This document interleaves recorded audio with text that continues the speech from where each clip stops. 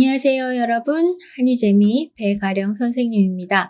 91회 토픽 기출문제 풀이 하고 있는데요. 오늘은 읽기 25번부터 27번 문제 보겠습니다. 25번부터는 고급 문제예요. 그래서 여러분들이 중급을 목표로 하고 있다면 나 이거 안 풀어도 돼 이렇게 생각하실 수도 있는데 한번 풀어보십시오. 자꾸 풀다 보면 또 문제가 익숙해지고 그리고 어떻게 풀어야 하는지 그런 감도 찾을 수 있으니까요. 한번 보겠습니다. 다음 신문 기사의 제목을 가장 잘 설명한 것을 고르십시오. 25번부터 27번 문제는 신문 기사 제목을 보여주고요. 이 제목이 무슨 뜻이냐 물어보는 거예요. 근데 여러분들이 이 25번, 27번을 보면 보통 이렇게 쉼표가 있습니다. 그래서 쉼표를 중심으로 해서 두 부분으로 나누고 이 두 부분의 관계 찾아보는 거 중요하고요. 그리고 마지막에 대부분 이렇게 구름, 관중 이렇게 명사로 끝나는 경우가 많아요. 이거를 정확한 문장으로 만들어 보시는 게 중요합니다. 그리고 정확한 문장으로 만들어 볼 때 필요한 것은 이거죠. 과거, 현재, 미래. 이 일이 있었어요? 지금 하고 있어요? 아니면 할 거예요? 과거, 현재, 미래 중에서 뭐냐? 이게 좀 필요합니다. 지금 가수 진영 이렇게 했는데 모르겠지만 이게 사람 이름인가 봐요. 그죠? 가수 진영. 그때 선택지 보니까 1번, 2번, 3번, 4번 모두 가수 진영이 돼 있어요. 그러면 이건 이제 필요한 내용이 아니에요. 1, 2, 3, 4가 다 똑같으니까 우리는 이 뒷부분을 보고 정답을 찾아야 합니다. 3년 만에 콘서트에 구름 관중. 구름 관중. 관중은 사람들, 보러 온 사람들이 관중인데요. 구름 관중이라고 하면 사람이 많았다는 얘기겠죠. 그럼 사람이 많았어요 라고 이야기를 했으니까 콘서트를 한 거예요? 할 거예요? 했어요. 그죠? 콘서트를 했어요. 요게 과거입니다. 그래서 구름 관중이 왔다라고 해야 됩니다. 사람이 아주 많이 왔어요. 3년 만에 콘서트를 했는데 사람이 정말 많이 왔어요 라고 말하는 걸 찾아야겠죠. 자, 3년 만에, 3년 내에, 3년간, 3년 만에 조금씩 차이가 있습니다만 지금 3년 만에 말고 지금 다른 부분을 더 보는 게 중요할 것 같아요. 한번 보면은요. 콘서트를 열자. 3년 만에 콘서트를 열자. 네, 3년 만에 콘서트. 이게 맞는 말이겠고요. 수많은 관중이 몰렸다. 수많은 관중이 왔다. 이게 맞는 것 같아. 그죠? 2번을 보시면 3년 내에 다시 콘서트를 열기로. 아니에요. 지금 3년 만에 콘서트를 했어요. 콘서트를 했고 관중이 왔거든요. 그러니까 2번은 아닙니다. 3번 볼게요. 3년간 준비한 콘서트를 열었으나 이거 3년 만에 콘서트나 3년간 준비한 콘서트나 이거는 크게 다르지 않아요. 그죠? 결국 3년 동안 콘서트를 준비를 했다는 거니까 안 했다는 거잖아요. 근데 열었으나 관중의 호응이 적었다. 구름만큼 관중이 왔다 그랬으니까 3번도 아니죠. 그 다음 가수 진영이 3년 만에 하는 콘서트에 많은 관중을 모으려고 홍보했다. 콘서트를 아직 안 한 상태입니다. 그러니까 관중을 모으고 싶어서 홍보를 하고 있어요. 지금 2번, 3번, 4번이 왜 정답이 안 되는지 여러분 아시겠죠? 3년 만에 콘서트를 했고 그 콘서트에 관중이 구름만큼 왔다. 사람이 아주 많이 왔다라는 얘기. 그래서 정답은 1번이 돼야 됩니다. 여러분 어떻게 정답 찾을 수 있었어요?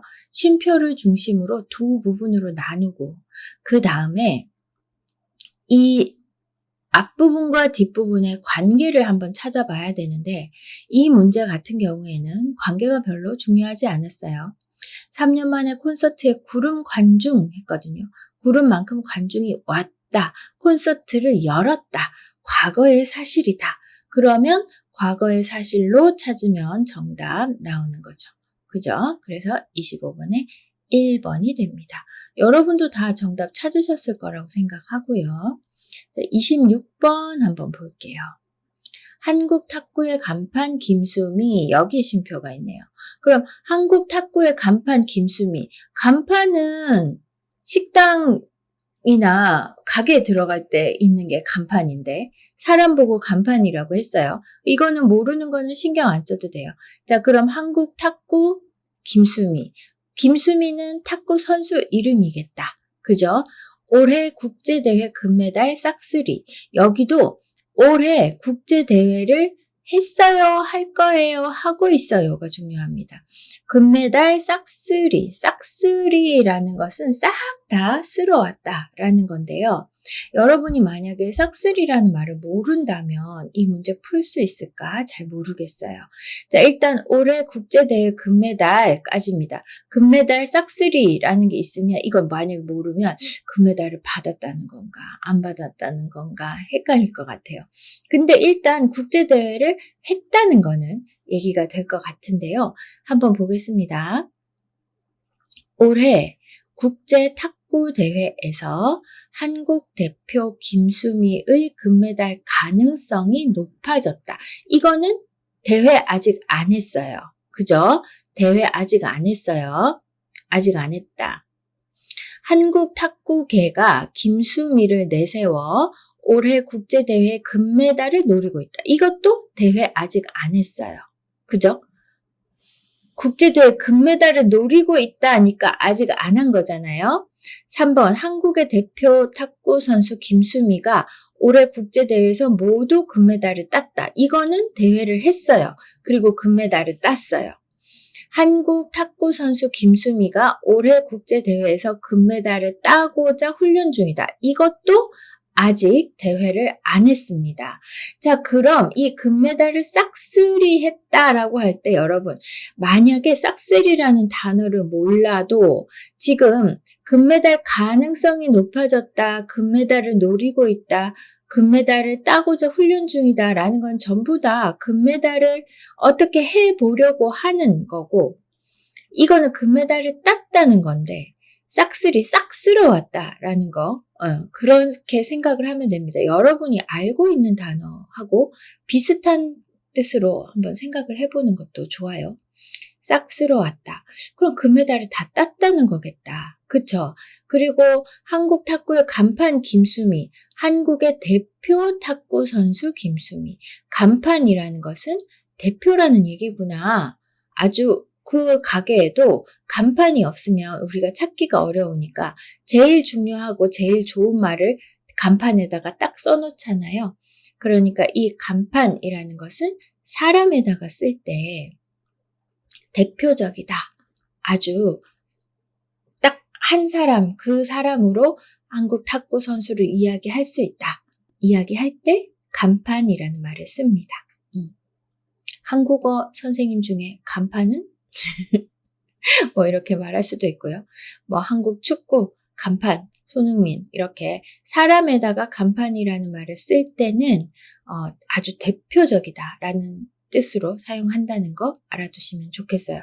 26번의 답은 그래서 모두 금메달을 땄다라고 하는 과거. 요겁니다. 그쵸? 자, 27번 볼게요. 대출 금리 하락세, 부동산 시장 기지개라고 되어 있습니다. 자, 요거하고 요거의 관계를 봐야 된다 그랬는데요. 대출 금리 하락세, 하락은 일단 낮아진다는 거, 떨어진다는 거고요. 대출, 돈을 빌리는 거죠. 금리, 이자, 돈을 빌릴 때 내가 이자를 내야 되잖아요. 그 이자가 떨어지고 있어요. 그리고 부동산 시장, 부동산 하면 뭐 집, 땅, 가게, 이런 건물, 이런 게 부동산이죠. 부동산 시장이 어떻게 될까? 기지개라는 단어를 여러분 알아요? 자고 일어나서 이렇게 스트레칭 하는 거, 네, 그게 기지개인데요. 부동산 시장이 자고 일어났다고요. 이제 자고 일어나서 하고 있다는 말이니까 대출 이자가 낮아지면서 부동산 시장이 이제 조금 잠에서 깼다. 이런 이야기가 될 겁니다. 대출 금리가 떨어지면서, 그러니까 요거는요, 둘의 관계는 뭐예요? 대출 금리 하락이 원인이 되고 부동산 시장 기지개가 결과가 되죠? 그죠? 원인과 결과입니다. 대출 금리가 떨어지면서 부동산 시장이 살아나기 시작했다. 맞는데 부동산 시장에 대한 규제가 대출 금리 하락에 영향을 미쳤다. 부동산 시장에 대해서 규제를 했다는 이야기는 없고요. 그리고 이게 원인, 이게 결과가 아닙니다. 대출 금리가 낮아진 것이 원인이에요. 3번, 대출 금리가 하락했지만 부동산 시장의 거래는 줄어들고 있다. 자, 기지개 이제 자고 일어났어요. 그러니까 거래가 줄어들었다라는 건 아니고요.